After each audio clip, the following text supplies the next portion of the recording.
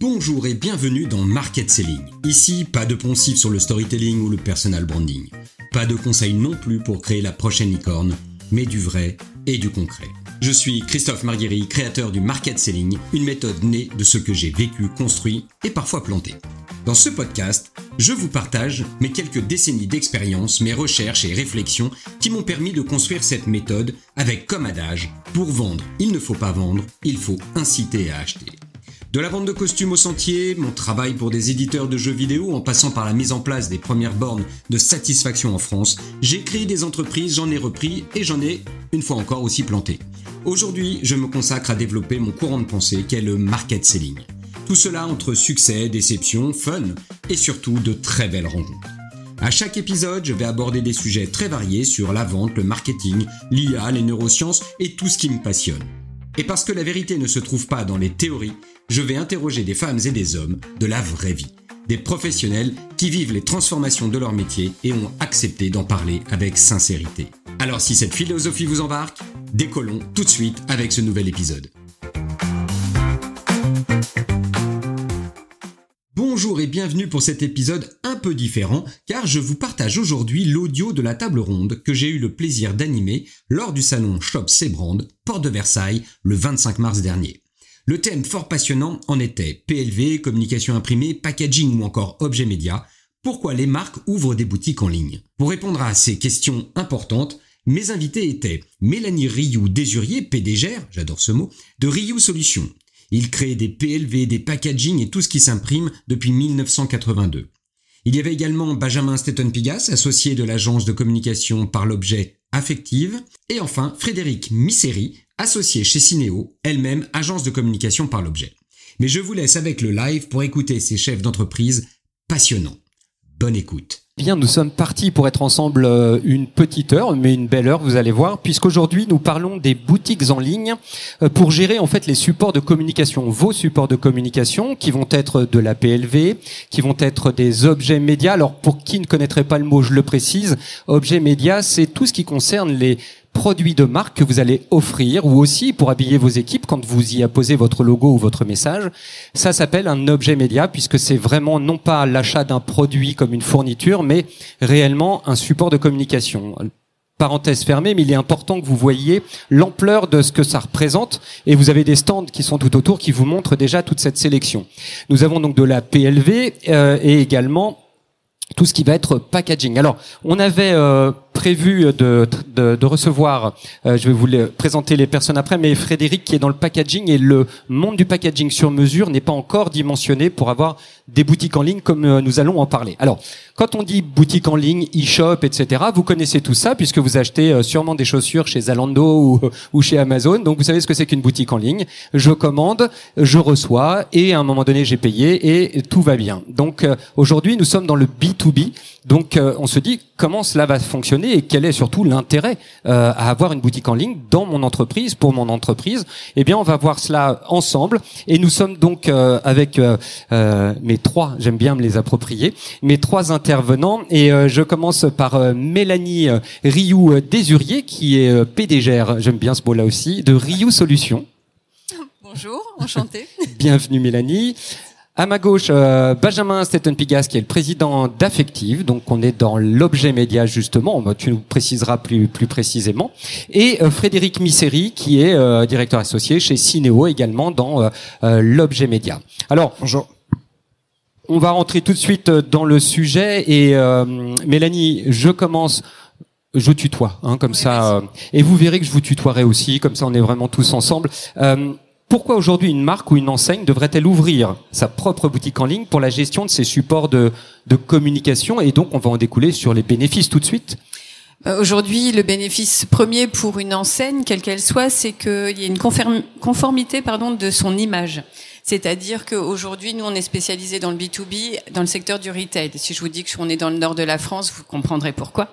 Et donc aujourd'hui, l'obligation pour les sièges, les directions générales, c'est de faire en sorte que jusqu'au magasin, l'image, les décisions et les promesses faites et décidées en amont soient bien respectées jusqu'en bas de la chaîne.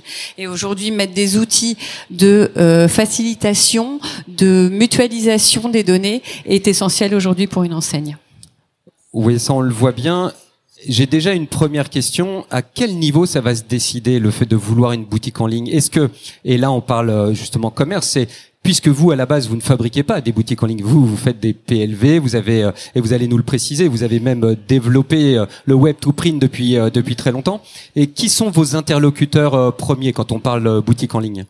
Alors la boutique en ligne, on l'a imaginé pourquoi? Je vais juste donner la raison pour laquelle on a pensé il y a 17 ans maintenant à pourquoi il fallait absolument imprimer mieux, imprimer juste, imprimer mieux économiquement et imprimer juste écologiquement, imprimer ce dont on a besoin uniquement.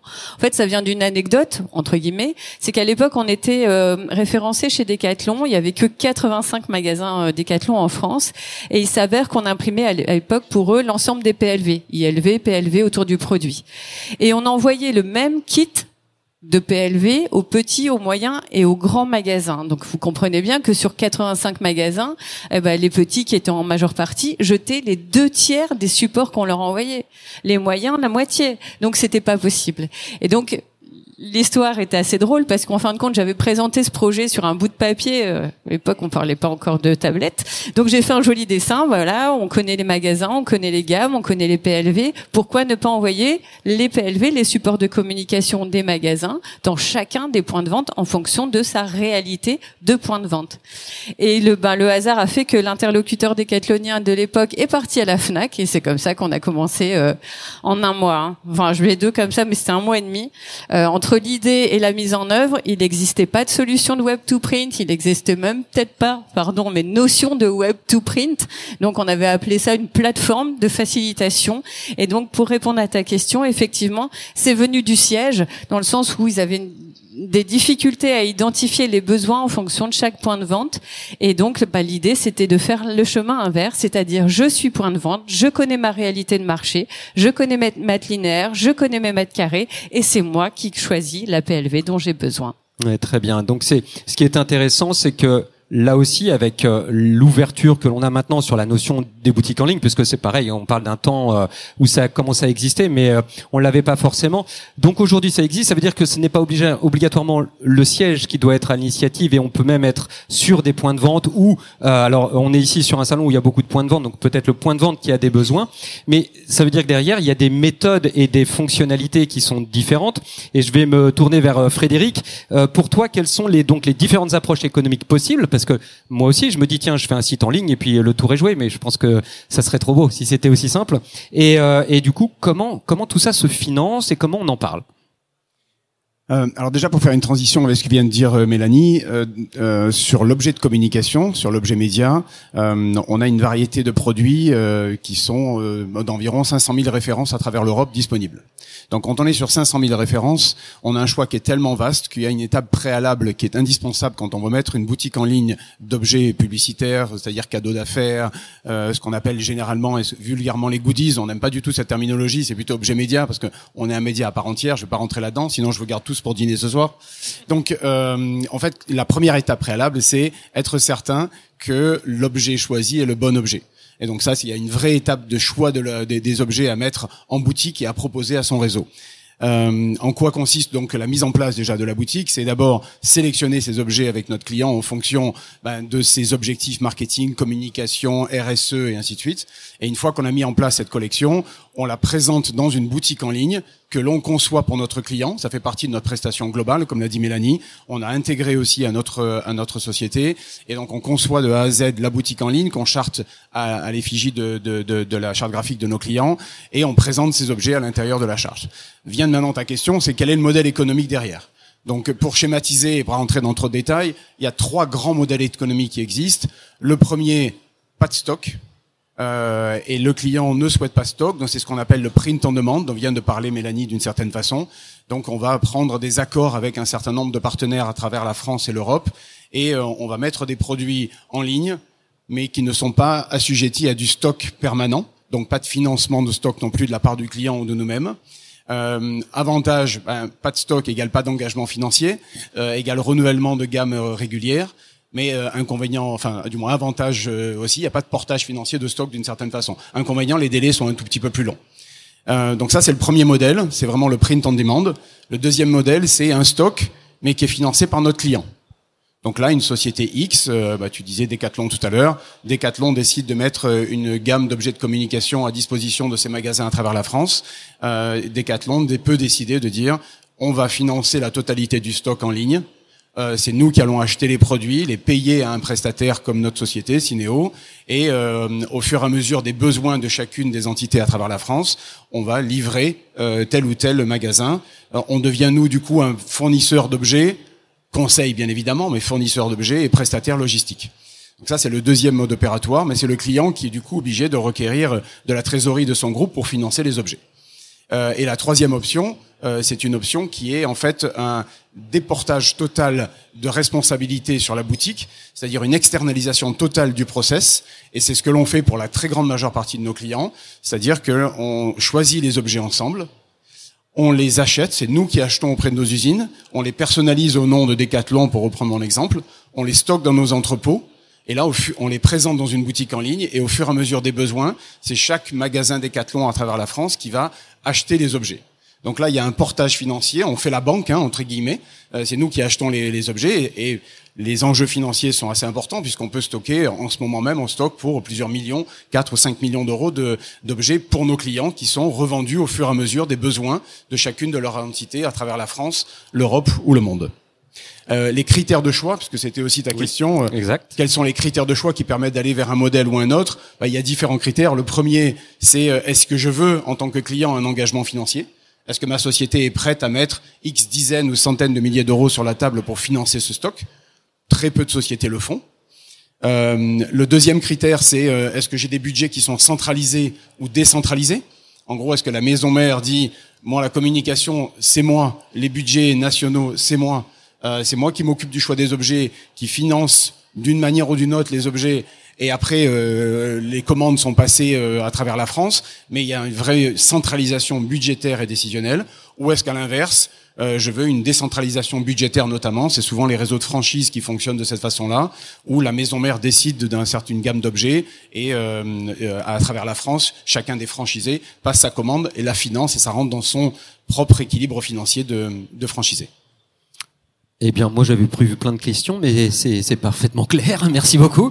Désolé. Vous allez voir qu'on va gagner du temps. Non, ce qui est surtout intéressant avec ce que tu viens de dire et ce que vous venez de dire tous les deux, c'est qu'effectivement, on se dit, OK, je peux avoir une boutique en ligne, et à partir du moment, et notamment quand tu parlais de la franchise, c'est un exemple assez intéressant, la franchise, puisqu'on a des personnes qui sont excentrés, qui ont la même marque que le franchiseur. En revanche, leur métier n'est pas de faire de la communication. Leur métier est de faire ce pourquoi ils ont pris la franchise. Si c'est de la vente de chaussures ou de kebab, forcément, leur job, c'est pas ce principe que de dire je sais comment je vais faire ma com. Donc et c'est très important ce que tu viens de dire, parce que historiquement, un grand nombre de sociétés centralisent la gestion de ces achats au niveau de leur réseau. Pour prendre les franchises par exemple, des franchises avec lesquelles on travaille qui ont 300, 400 franchisés, la direction marketing communication centralise l'information, centralise les achats, envoie un fichier Excel à ces 300 ou 400 franchisés. Je vous laisse imaginer la créativité de réponse dans un fichier Excel de la part des franchisés. Un va être 1001.30, l'autre 1.30, l'autre MI2LE, l'autre MI2LES. Je vous laisse, je vous en passe. Donc clairement, il y a un temps et il y a des ressources humaines colossales qui sont investies par nos clients pour gérer ceci. Et donc, dans les solutions de boutique en ligne, un des gros avantages aussi, c'est l'économie de coûts non seulement directe sur les objets, mais indirecte via les ressources humaines qui sont économisées et refocalisées sur leur corps métier. Ça, on va en parler effectivement, et je tiens ce point et je ne lâche pas parce que c'est un élément très fort. Je vais me tourner maintenant vers Benjamin, parce que la logique est là. En plus, vous parlez des mêmes produits, pas de la même créativité, et pas toujours d'ailleurs des mêmes produits. Je rappelle que c'est un support, une fois de plus. Et qu'est-ce que tu pourrais déjà nous dire, Benjamin, puisqu'on se dit bon, ok, la boutique en ligne, c'est une good idea. Allez hop, on y va. Mais il y a des écueils, il faut faire attention. Comment tu perçois les choses? Et après, on verra que j'aimerais que tu nous parles aussi d'un gros événement qui a eu lieu il y a quelques temps pendant l'été. Bon, je ne dévoile pas tout, je ne spoil pas, mais que tu me parles de ça parce que ça a été un grand moment fort, mais aussi d'organisation pour vous. Yes. Donc, écoute, pour prendre tes différentes questions dans l'ordre. Oui, j'en pose plein à chaque fois, comme ça t'es tranquille. Voilà. Donc, on va prendre la notion d'écueil. Voilà. Je te remercie de penser à moi quand on parle d'écueil ou d'erreur. Ça fait toujours plaisir. C'est cool. Donc, pour répondre à tes questions, je vais commencer par faire une petite parenthèse pour dire que Affective, on a commencé à développer, à proposer à nos clients des plateformes en ligne en 2008. C'était pour le réseau Bouygues Télécom qui avait un sujet de distribution et d'animation justement sur le territoire français assez diffus. Et donc depuis 2008, on a eu le temps de vivre quelques gestions de projet et quelques apprentissages plus ou moins difficiles qui nous ont permis en tout cas d'avoir quelques repères sur les bonnes pratiques à développer pour éviter certains écueils. Donc s'il y a quelque chose à garder en tête quand on souhaite mettre en place un projet de plateforme, de boutique en ligne, c'est que c'est toujours un sujet de co-construction. Tu parlais tout à l'heure d'un petit papier, effectivement, ça se fait en concertation avec le client. Et comme tout sujet de co-construction, il y a un principe général qu'il faut respecter pour éviter les erreurs, c'est de ne pas lésiner, de ne pas négliger la qualification du besoin. Ça veut dire quoi? Ça veut dire qu'il faut vraiment prendre le temps d'embarquer, d'aligner l'ensemble des parties prenantes concernées par le projet. Les achats, les utilisateurs, les équipes SI, pour formaliser un beau cahier des charges. Donc ça, c'est vraiment extrêmement important. Et ce cahier des charges, globalement, il doit comporter 5 points clés, 5 focus sur lesquels il faut aller le plus loin possible pour la formalisation des choses et éviter justement ces erreurs. La première chose justement, c'est formaliser les enjeux auxquels doit répondre la mise en place de la boutique. À quelle problématique je veux répondre? Il doit y avoir un avant et un après boutique. Qu'est-ce que je veux changer? À quels besoins je veux répondre pour mes équipes? Et là-dessus encore, il faut vraiment veiller à aligner les enjeux des achats qui sont pas forcément les mêmes enjeux que le métier, qui sont pas forcément les mêmes enjeux que le SI. Ça, c'est un point extrêmement important. Deuxième point à pas négliger, c'est les attentes utilisateurs. C'est une mine d'informations pour justement comprendre, savoir quel module on doit développer, quelle réponse on doit apporter de manière concrète sur l'expérience utilisateur au niveau de la boutique. Le troisième point à bien identifier dans le cahier des charges, il y en a 5, après je m'arrête, c'est effectivement la dimension SI. Il y a des enjeux de sécurité, SI, il y a des enjeux de système informatique.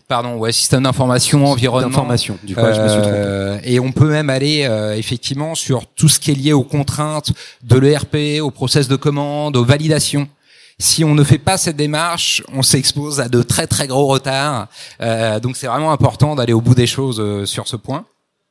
Le quatrième point, effectivement, c'est les enjeux liés à la conduite de projet. On en parlait tout à l'heure. Il y a parfois des problématiques qui sont identifiées au niveau du siège. Il y a des enjeux au niveau du terrain. Il faut vraiment embarquer le terrain et partager l'ambition. Pourquoi ensemble on met en place ce projet? Parce que si on veut que ce soit un succès, il faut que tout le monde ait bien compris ce qu'on faisait ensemble. Ça paraît logique, mais c'est important de le répéter. Cette notion de conduite du changement est vraiment pas à négliger.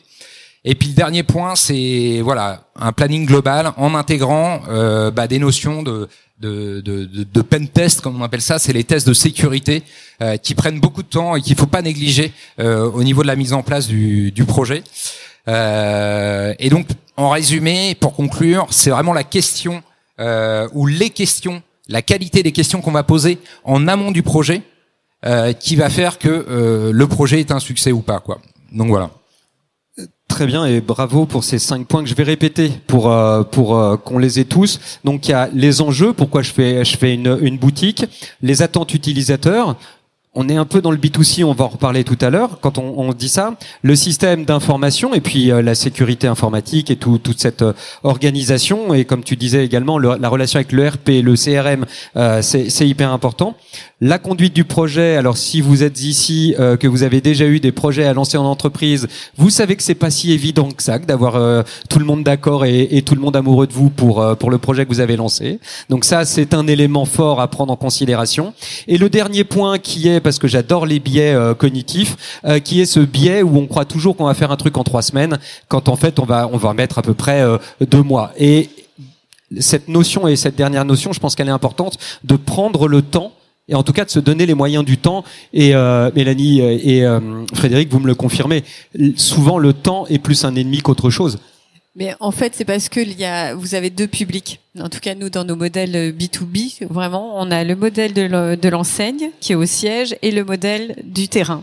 Et effectivement, trouver ce bon timing entre ces 2 entités qui sont au service de l'une de l'autre, faut pas se mentir. Et nous, on arrive avec notre projet en mode projet, justement, en disant, OK, vous, le siège, bon, on va peut-être aller jusqu'à 70% de nos ambitions et au moins on va répondre déjà dans l'immédiateté à la problématique terrain. Et donc ça permet le projet qui est le POC, cette hybride intermédiaire n'est jamais finalisé. Au contraire, je pense qu'il faut apprendre de ses erreurs pour bien rectifier après et répondre au mieux. On part avec des convictions, on part avec un cahier des charges qu'on coécrit. En plus, là, on parle de systèmes que on invente au fur et à mesure. On a une brique et puis on monte la maison avec les clients en fonction de leurs propres besoins. Et il faut y aller étape par étape. Effectivement, on va pas commencer par la toiture. S'il faut bien de bonnes fondations, et les fondations, ça se fait pas en 15 jours. C'est pas vrai, je suis d'accord. Et là, pour le coup, c'est pour ça qu'il vaut peut-être, allez, on met en place 70% des objectifs qu'on s'était fixés, mais au moins, on fait une étude marché, on va voir les utilisateurs et on rectifie. Et c'est comme ça que nous, ça fait 17 ans que notre première plateforme existe, elle est toujours là parce qu'on l'a co-construit comme ça. Frédéric, merci Mélanie.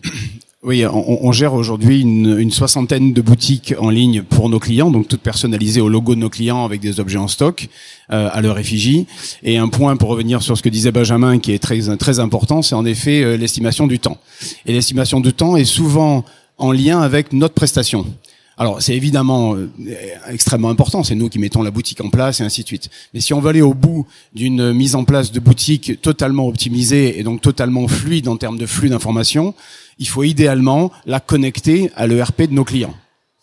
Et cette connexion-là, ça s'appelle un punch-out. Cette connexion permet de faire en sorte qu'à chaque fois qu'une commande est passée sur notre boutique, cette commande est automatiquement envoyée dans l'ERP de nos clients. Elle génère un numéro de bon de commande interne, des numéros de référence internes qui sont nécessaires à la facturation. Elle redescend ensuite dans notre propre plateforme et elle part en logistique et facturation. La mise en place de ce pont punch-out entre nos systèmes et ceux de nos clients sont souvent évalués très précisément de notre côté, mais très souvent sous-estimés du côté client. Et de temps en temps, il y a des agendas IT qui sont très très importants dans les groupes de nos clients et qui font que c'est pas une priorité. Et on peut avoir des mises en place qui traînent comme ceci des fois sur des semaines, des fois des mois, à cause d'une mauvaise ou aucune anticipation des ressources internes chez nos clients pour les mettre en place. Est-ce que je peux faire une incise, c'est que ce punch-out est plutôt vertueux pour nous fournisseurs dans le sens où les délais de paiement sont forcément respectés. On est dans une ère où effectivement les délais de paiement, même s'il existe des lois, sont pas forcément respectés par tous les acteurs. Et le fait d'être justement connecté notre ERP à l'ERP grâce à ce punch-out à nos clients nous permet aussi d'être, et surtout encore plus quand on est sur un réseau de franchisés, d'avoir la certitude d'être payé au final. Et donc ça, je pense que c'est plutôt vertueux. C'est pas vertueux, pardon, c'est gagnant-gagnant pour les deux parties. Oui, cette notion effectivement de service, forcément il y a un coût derrière et vous aurez compris qu'on pouvait pas et on ne sortira pas de cette exposé avec un prix final, mais en attendant avec cette réflexion, Benjamin, je vais du coup pouvoir peut-être te poser cette question. Ça veut dire que quand je suis moi client, je dois prévoir d'aller voir tous les services. En fait, est-ce qu'il y a un service, je vais le prendre par le moins, est-ce qu'il y a un service qui n'est pas concerné finalement quand il y a une boutique en ligne qui se crée ou tout justement, il faut vraiment passer par tous les services puisque tu disais bien qu'on allait se retrouver avec l'informatique mais aussi la logistique, etc. Qu'est-ce que tu en penses ? Alors, bon, globalement, on retrouve à peu près toujours les mêmes services autour de la table. C'est souvent une démarche qui est initiée à la demande du métier, mais qui est plutôt portée par les services achats, en tout cas de ce que je peux constater dans la manière d'aborder les choses, dans les expressions de besoin. Après, je dirais que le sujet, c'est vraiment d'identifier les enjeux. Encore une fois, à quelle problématique je veux répondre en installant cette boutique. Et une fois que j'ai ça, du coup, de s'assurer que l'ensemble des parties prenantes qui sont concernées par le projet soient bien intégrées au niveau du projet. Premier thème. Et le deuxième thème, on parlait tout à l'heure de cibles diffuses, oui, ou de nombreux intervenants qui pourraient être concernés par la mise en place d'une plateforme. Je fais écho à ce que tu soulignais tout à l'heure au niveau des Jeux Olympiques de Paris 2024, où on avait des plateformes à mettre en place sur laquelle on avait des cibles aussi variées qui cohabitaient. Donc en termes de possibilités de commande, comme le comité d'organisation des Jeux Olympiques, comme les collectivités, comme les partenaires. Et donc voilà. Donc ça varie en fonction des projets, ça varie en fonction des enjeux. Ce qui est sûr, c'est qu'il faut réussir vraiment à aligner l'ensemble des enjeux pour pouvoir développer la solution adaptée. Voilà, en gros, je sais pas si je te fais une réponse. Si, et on va rester quelques instants du coup. Donc Paris 2024, vous avez la licence pour pouvoir proposer les objets médias rattachés à cet événement.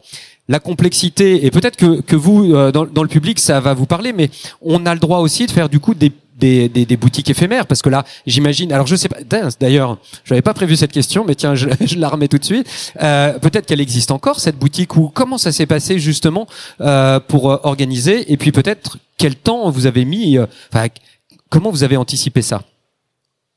Alors la boutique n'existe plus parce que le CIO gère des droits dans la durée et il faut pas dépasser. Ouais, donc voilà. On a compris qu'ils étaient pas simples. Ça c'est un premier thème.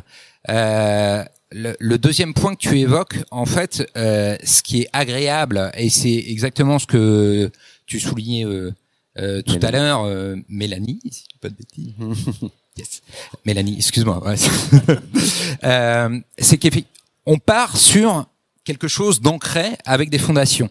Mais derrière, un projet de boutique, c'est quelque chose de vivant, c'est évolutif, et il n'y a pas d'outil plus agile, plus adaptable que le format digital pour faire évoluer les solutions qu'on propose à ses clients. Si le socle est solide, s'il est bien construit, si on a bien anticipé les points clés de l'ambition du projet, derrière, on va pouvoir ajouter des briques de solutions en permanence, les corriger, les adapter. Donc, c'est quelque chose de vivant. Et ça, c'est absolument génial.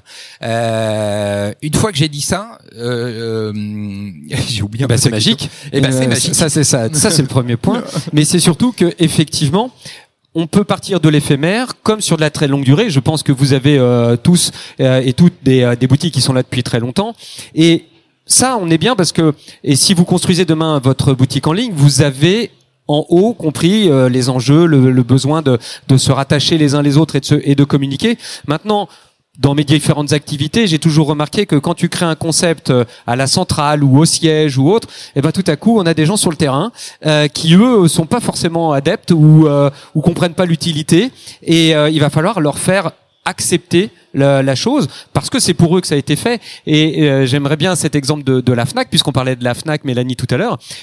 Si tu peux nous expliquer comment ça s'est construit et jusqu'où c'est allé, parce que finalement, on a pensé au plus profond de la chaîne de distribution, finalement. Ouais, historiquement, le magasin de Fnac, avec cette particularité, c'est que dans un même magasin, vous avez des générations d'agencements différentes. Vous avez peut-être sur le rayon livre une génération A, sur le rayon vinyle une génération B, et toute la difficulté c'était d'identifier et de répondre à la demande du magasin, du responsable de rayon, parce que même si je rendais compte entre guillemets au quotidien à la direction du merchandising, mon client final c'est vraiment le magasin. Et si le responsable du rayon livre a besoin d'un bandeau écrit BD je sais pas quoi, faut qu'il trouve le support. Et c'est là où c'est intéressant l'évolution, c'est que maintenant on est tous habitués à faire des achats en ligne et on veut avoir la même ergonomie, la même arborescence pour comprendre et aller vite. Et aujourd'hui, ce qu'on a amené à l'époque, et c'est encore valable aujourd'hui, c'est ça qui est extraordinaire, c'est que ce fameux responsable de rayon du rayon BD du magasin de Limoges, par exemple, il a besoin de son bandeau BD sur telle matière et dans tel format. C'est-à-dire qu'on lui donne d'une manière intuitive, grâce à ce Punch-Out dont tu parlais, c'est-à-dire que à l'entrée de notre plateforme, on sait que le magasin de Limoges, il est à tel format, telle matière, et pouf, on lui pose directement la donnée. Et c'est là où, effectivement, on s'est vraiment posé la question terrain, comment on doit répondre. Le vendeur, il est là pour vous écouter en tant que vendeur du rayon BD du magasin Fnac Limoges. Il n'est pas spécialiste. Et notre rôle, c'est de rendre tout ça fluide et intuitif pour qu'il se rende pas compte que demain, il n'a pas réfléchi à la conception, c'est notre job. Il n'a pas réfléchi à l'impression, ça c'est notre job. Son job, c'est de commander le bon bandeau pour mettre au bon endroit. Point. Oui, c'est ça. Et c'est là où aussi toute cette réflexion du X, on en parlera tout à l'heure, mais elle est importante. Mais avant de parler de ça, Frédéric, j'aimerais bien qu'on aille sur un terrain, parce que dans votre structure, vous êtes aussi à l'international. Du coup, ça complexifie. Comment ce que tu disais tout à l'heure, et j'aimerais bien qu'on aille un peu plus loin, c'est il y a tellement d'éléments, de la logistique, de la comptabilité, de la facturation. Comment vous avez construit ça et comment vous accompagnez du coup les clients, parce que eux n'ont pas forcément cette vision, parce que une fois de plus, et je te laisse la parole, vous qui voulez faire une boutique en ligne, c'est pas votre job au départ. C'est ça qui est hyper intéressant, c'est que c'est pas votre job. Vous êtes dans une activité, certes, il y a de la communication, mais construire une boutique en ligne, ça se fait pas en claquant les doigts. Donc, toi, vraiment, comment vous prenez cette globalité en gestion ? Alors autour de la logistique, je vais pas en tant que tel passer beaucoup de temps parce que clairement la logistique consiste à prendre de la marchandise, la mettre dans un carton, mettre une étiquette et la donner à un transporteur. Je vais pas vous tenir un quart d'heure là-dessus, sinon je vais avoir des paupières qui s'alourdissent très fortement. Donc c'est pas le sujet. Le sujet en fait de la logistique, c'est l'IT. Tout ce qui est logistique prend source dans la solution IT qui sont mises en place. Donc aujourd'hui, quand on a un très grand nombre de nos partenaires de nos clients qui nous externalisent en fait la logistique liée à leur boutique d'objets médias, de gestion de catalogue d'objets médias, la raison principale déjà, c'est que on maîtrise l'IT, mais deux, on est capable pour eux de gérer la totalité de la chaîne de la logistique de A à Z, c'est-à-dire l'approvisionnement et ainsi de suite. Mais surtout, ce qui est important, c'est que si on devient une charge variable, là où si la logistique était intégrée chez eux, ce serait une charge fixe. En fin d'année, par exemple, lorsqu'il y a des pics d'activité qui peuvent être importants, ou de façon saisonnière en fonction de la nature de l'activité de nos clients, on peut avoir des pics d'activité qui sont très forts. Et ces pics d'activité, nous, on sait les amortir avec nos ressources, avec nos équipes. On sait migrer des shifts d'un shift à un autre, ou d'une équipe sur client à un autre. C'est notre métier de le gérer, là où chez nos clients, c'est des fois beaucoup plus complexe de le mettre en place, en fait. Donc c'est la raison pour laquelle souvent c'est externalisé. Je vais prendre deux exemples pour montrer un petit peu la complexité de la gestion. Comme tu le disais tout à l'heure, il y a des clients B2C et des clients B2B. Et dans notre métier, on gère beaucoup des deux. Pour un de nos plus gros clients, on gère à l'international une boutique B2C pour un client une très grosse structure de l'aéronautique qui est Airbus. On expédie dans 92 pays à travers le monde et clairement c'est du B2C. Donc il y a des fans d'aéronautique et de la marque d'Airbus à travers le monde qui vont sur la plateforme et achètent un porte-document, je veux dire, une paire de lunettes, une montre Airbus. Donc ça, on le gère de la France aujourd'hui pour Airbus en B2C et en B2B. On a aussi pour des clients B2B une approche qui consiste à mettre sous lot, donc un lot de 10 stylos. Il y a pas d'intérêt pour un franchisé Decathlon, pour revenir sur cet exemple tout à l'heure, de commander un stylo. Donc on va mettre sous lot un certain nombre de produits par des minimums de quantité dont on va tomber d'accord avec nos clients. Pour finir sur ta question sur la logistique, en gros, de façon très pragmatico-pratique, nos centres de logistique, on en a 3, un à Toulouse, un à Lieusaint dans le 77, dans le sud-est de Paris, et un dans le nord de Paris à Saint-Ouen-l'Aumône. Dans chacun de nos centres logistiques, on a une organisation où on a une zone de picking pour faire tout ce qui est volume récurrent rapide, une zone de rotation moyenne où là on a des taux de rotation de quelques semaines et une zone de rotation longue beaucoup plus éloignée qui nous permet aussi de répondre à ces problématiques-là. Donc ça c'est pour la partie logistique, mais je vais pas m'étendre plus là-dessus. En revanche, par rapport à ta question sur l'international, et c'est un très bon point, Là, c'est une toute autre histoire. C'est-à-dire que dès qu'on passe les frontières de la France et qu'on entre vraiment sur une logique internationale, les enjeux sont totalement différents. Pour ne citer que notre premier exemple, puisqu'on est cofondateur d'une joint venture internationale qui s'appelle Prominate, Prominate, prominate.com. On fait partie des leaders mondiaux de l'achat d'objets de communication au niveau international. On est présent dans plus d'une centaine de pays. Et donc, lorsqu'on vient adresser ce type de besoin, là, la prise de brief dont parlait Benjamin, elle est multipliée par 10. Elle est liée à des logiques culturelles, des logiques géographiques, des problématiques aussi d'enjeux bas carbone. Un certain nombre de nos clients, bien sûr, refusent que la marchandise, et ils ont bien raison, on ne leur conseille pas d'ailleurs que la marchandise soit fabriquée en France, exportée à l'autre bout du monde, aux États-Unis ou que sais-je, avec un bilan carbone qui peut être désastreux certaines fois. Donc il y a une vraie logique globale de gestion de ce type de programme. Je vais citer qu'un seul, qui est notre client historique, le plus ancien, le groupe Siemens. Le groupe Siemens, à travers le monde, investissait chaque année environ 10 millions d'euros par an à travers le monde en objets de communication. Et je dis environ parce qu'en fait, ils nous ont approchés en nous disant, écoutez, on n'a aucune idée à l'intérieur même de notre propre groupe qui dépense quoi, quand, comment, combien sur l'objet de communication, sur l'objet média. On ne sait pas. Entre les lignes budgétaires qui ont des structures différentes, certains postes d'affectation budgétaire qui sont différents, et des gens qui passent par leur agence de communication plutôt que de passer par un concurrent à nous, à travers le monde, on ne sait pas exactement combien on dépense, ni qui fait quoi, quand, comment. Donc ils nous ont donné l'exclusivité de la gestion de leurs achats à travers le monde d'objets de communication via Prominate. Et donc aujourd'hui, on a un stock en Chine qui couvre la totalité de la zone Asie-Pacifique, avec une plateforme, bien sûr, en chinois et dans différentes langues asiatiques, japonais et ainsi de suite. Donc, cette plateforme présente les produits qui sont en stock en Chine. La même chose à Dubaï pour les Émirats et l'Afrique, la partie MEA, Middle East Africa.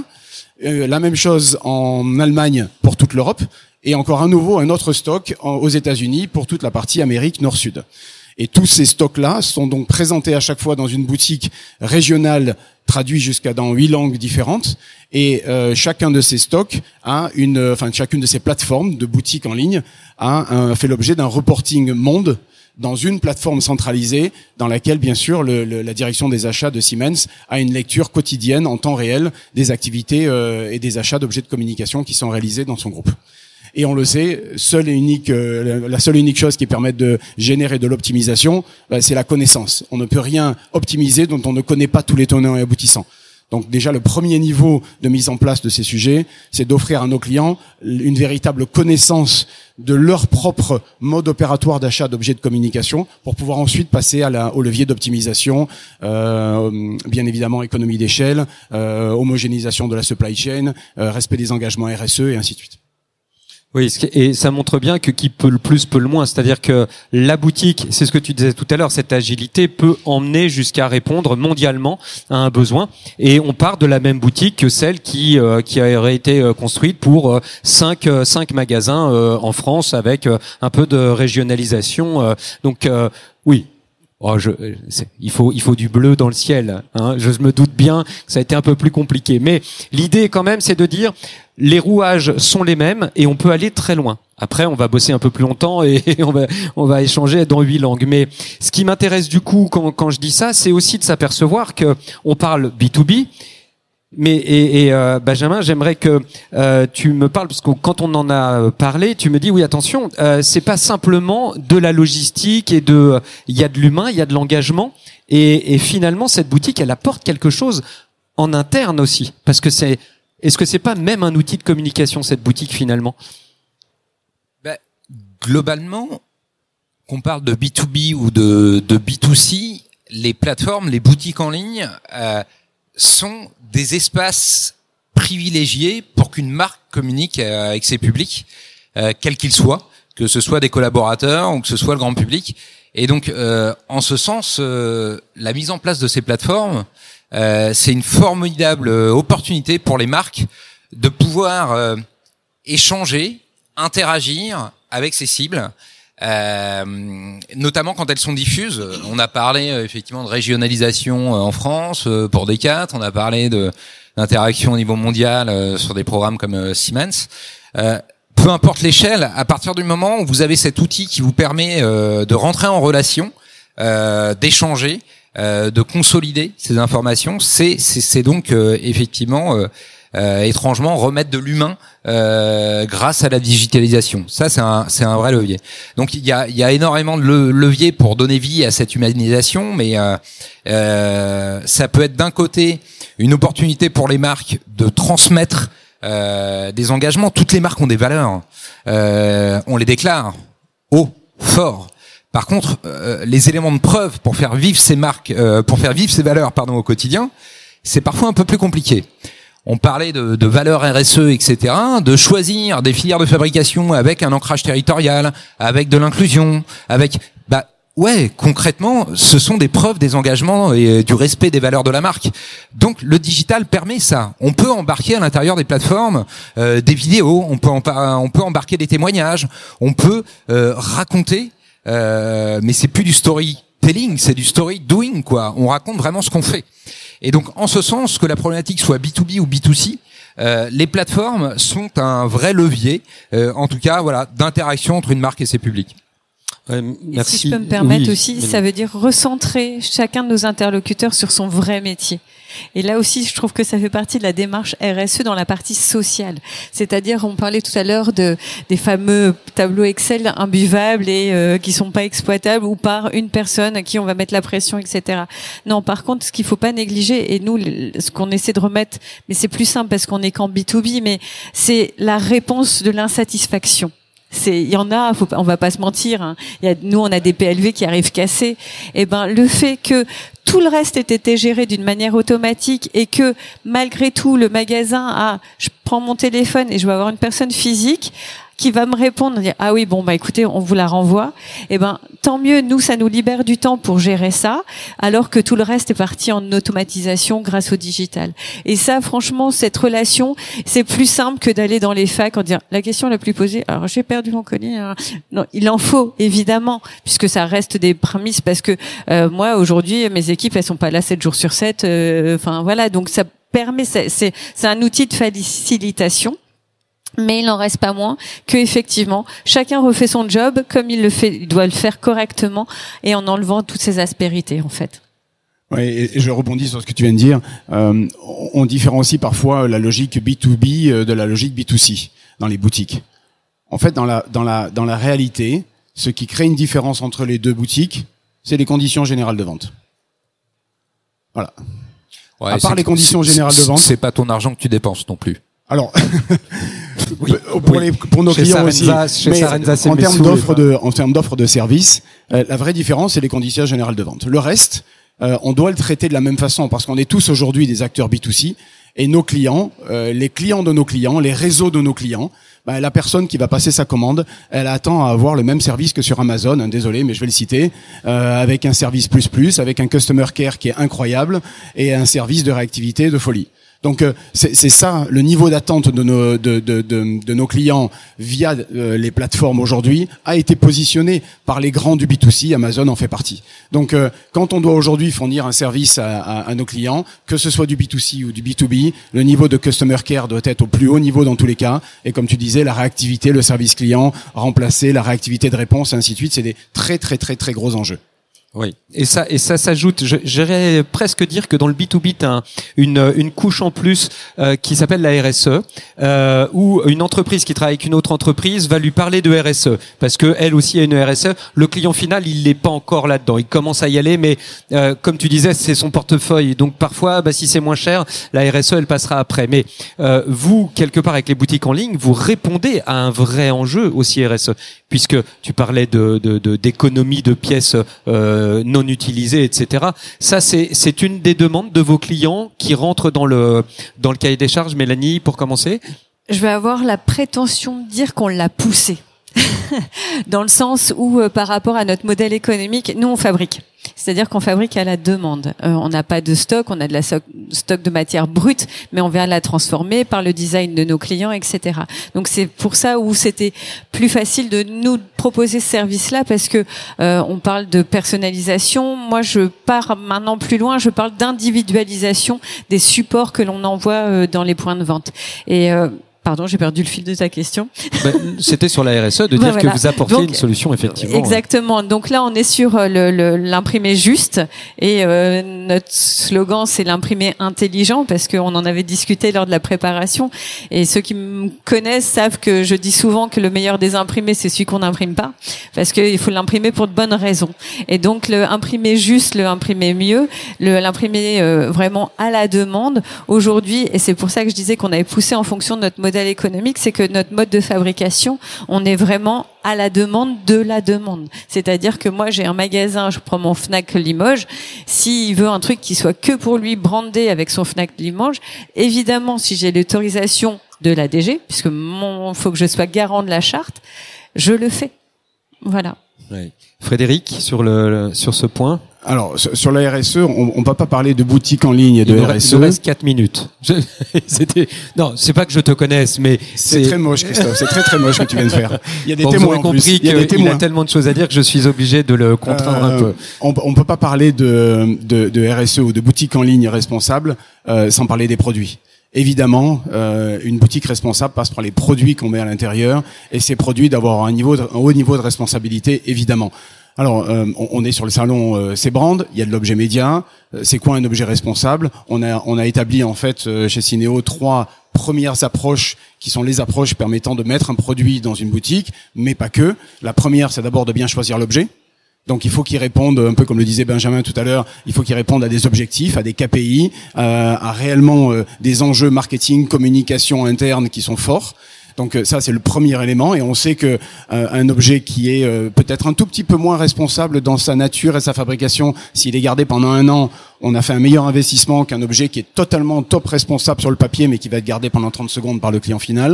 Donc il faut être très attentif à ces sujets-là. Le deuxième aspect, c'est avant de recourir à la production ou à l'extraction de nouvelles matières premières, on va déjà peut-être regarder s'il n'y a pas des choses qui existent chez vous. Donc on va aller chez vous, messieurs, mesdames, dans vos entreprises en disant, est-ce que vous avez par exemple, des supports de communication obsolètes qui auraient été fabriqués par toi d'ailleurs, mais qui au bout d'un moment ont une date et autres et qui sont obsolètes, et du coup qui doivent être renouvelés, mais on ne sait pas quoi en faire. Alors on les stocke au fond d'un entrepôt, et puis quand ils sont bien jaunes, on les donne à la benne et on les cache quelque part, ou on les jette, ou on les recycle au mieux. On va vous proposer on propose à nos clients d'étudier l'upcycling ou la recyclabilité de ces objets-là, de ces supports de communication obsolètes, pour les transformer en nouveaux objets de communication. Donc ça peut être des anciennes bâches publicitaires externes qu'on va transformer en sacoches, en sac à dos ou en d'autres objets. Et la troisième étape, donc c'est la deuxième étape, et la troisième, c'est on va prendre chaque objet qui va être choisi, et on va faire en sorte de faire d'abord son bilan carbone, et on a créé un outil et qu'on est exclusif sur le marché à disposer aujourd'hui, qui permet d'avoir le calcul des émissions carbone d'un objet, et un outil de scoring RSE qui vient donner une note de responsabilité. Et on va travailler l'objet, on va baisser son emballage et ainsi de suite, jusqu'à ce que on ait l'objet qui nous semble être le meilleur équilibre entre un bilan carbone bas, une note de scoring RSE haute et un prix bien sûr raisonnable. Et une fois que ces objets ont été choisis, on va les mettre dans une boutique dans laquelle on va, sur chaque fiche produit, mettre le bilan carbone de l'objet, on va communiquer dessus, mettre le scoring RSE, un nombre d'étoiles sur 5 pour être très simple et très très bref. On va communiquer d'autres éléments, et la dernière étape, c'est qu'on va en fait proposer à nos clients d'avoir une plateforme de reporting RSE qui va permettre de comprendre et de faire comprendre à tous les utilisateurs de la boutique quels sont les enjeux RSE cachés entre guillemets derrière la boutique, comment est-ce que les objets ont été choisis, comment est-ce qu'ils ont été sélectionnés, comment est-ce qu'ils ont été optimisés. Et ensuite, par exemple, par rapport aux achats N-1 qui ont été faits, quel a été l'effort de la société concernée pour baisser le bilan carbone, l'empreinte carbone de chacun des objets et l'empreinte carbone globale, et peut-être même s'inscrire dans une trajectoire de diminution et de réduction sur 3 ans qu'on suit année après année, et dans laquelle on a plein de solutions pour apporter à la fois de la compensation et autres, si c'est la stratégie de la société. Tu m'as dit 4 minutes, je suis pas sûr d'y être, mais si, parce que j'ai eu un signe de quelqu'un qui disait que c'était fini. Non, on est parfait. Et Benjamin, pour boucler cette boucle sur la RSE, vous êtes vous aussi dans cet accompagnement, et j'imagine que les JO c'était un des maîtres mots, et donc la boutique en a fait partie pour pouvoir justement livrer au bon endroit au bon moment. Ouais, c'est un peu tout ce qui a été évoqué en fil rouge de nos échanges, mais par principe, et encore plus, je dirais, sur des événements qui sont par définition éphémères, la maîtrise de ces enjeux. au-delà des notions d'impact, etc. Mais d'une part, déjà, le choix des filières de fabrication, c'est des choix aussi d'impact pour nos sociétés. Donc, effectivement, c'est génial de pouvoir véhiculer l'impact qu'on a en choisissant de fabriquer un produit à tel ou tel endroit. Ça a été des gros enjeux, effectivement, pour le comité d'organisation. Mais au-delà de ça, ce qui est le plus important, si j'en reviens à la notion d'événement, et tu parlais tout à l'heure d'imprimer juste, c'est exactement ça. Le principe d'un événement, comme il est éphémère, c'est si on est en rupture de stock, bah globalement on perd un chiffre d'affaires qui est quand même important, donc c'est pas idéal. Mais si on surstocke, bah on bouffe de l'argent, mais en plus on a un impact environnemental qui est pas terrible, donc enfin qui est dommageable. Donc il faut vraiment grâce au digital choisir les bonnes solutions, les bons modules pour répondre encore une fois à ces enjeux. Donc c'est vraiment ce qui a été évoqué tout au long de ces échanges, justement, le digital est le meilleur allié de la responsabilité à partir du moment où les outils sont pensés, où les produits sont choisis et où on arrive à mettre vraiment de la cohérence et du sens par rapport effectivement aux besoins opérationnels des équipes pour qui on travaille. Bon, tu viens de faire ma conclusion. Merci. Puisque c'est, vous l'aurez compris, c'est cette organisation qui est vraiment là pour accompagner vos entreprises. On l'a dit au tout début et je vais l'utiliser dans la conclusion. C'est aussi le garant de la qualité du respect de votre marque. C'est-à-dire qu'à partir du moment où vous avez la main sur ce qui va être utilisé par les personnes qui sont loin, les boutiques ou les succursales et autres, et que vous êtes à l'origine et que eux ont à commander mais à ne pas créer, et ça c'est fantastique, vous maîtrisez votre marque. C'est le plus important aujourd'hui. Il y a eu un travail de logo, il y a eu un travail d'image de marque. Il faut qu'elle soit respectée sur la globalité de la planète si l'entreprise est représentée là. Donc, pour ce qui est des boutiques en ligne, vous l'aurez compris, on est exactement dans la même philosophie que le B2C. On a habitué les gens à utiliser les boutiques en ligne. Les collaborateurs aujourd'hui vont attendre de vous, de vos boutiques, qu'elles soient et qu'elles aient la même méthodologie d'usage. Donc on va parler d'UX. Et puis dernier point, ça va de soi qu'avec les économies que vous permettez de faire à chacune des entreprises qui utilisent vos boutiques en ligne, on est dans cet esprit RSE. Donc c'est vraiment un élan vers le penser bien sans s'empêcher de communiquer, parce qu'on est quand même dans un salon où l'idée c'est de ne surtout pas arrêter de communiquer, sans quoi on arrête de vendre, on arrête de travailler, mais c'est de communiquer avec une efficacité maximale. Donc j'espère avoir résumé comme il se doit tout ce que vous nous avez dit. Un grand merci, j'ai encore appris des choses. Oui, alors qu'on en avait parlé. Alors un grand merci, Mélanie, Frédéric et Benjamin.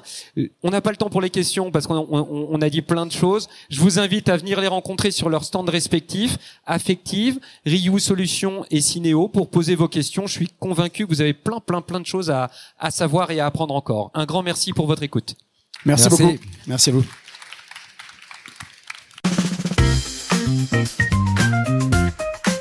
J'espère que cet épisode vous aura inspiré parce qu'il a été fait pour vous partager des idées et des réflexions qui vont vous permettre d'agir. Alors un grand merci pour votre écoute et je fais comme tout le monde parce que j'ai envie de partager avec le plus grand nombre.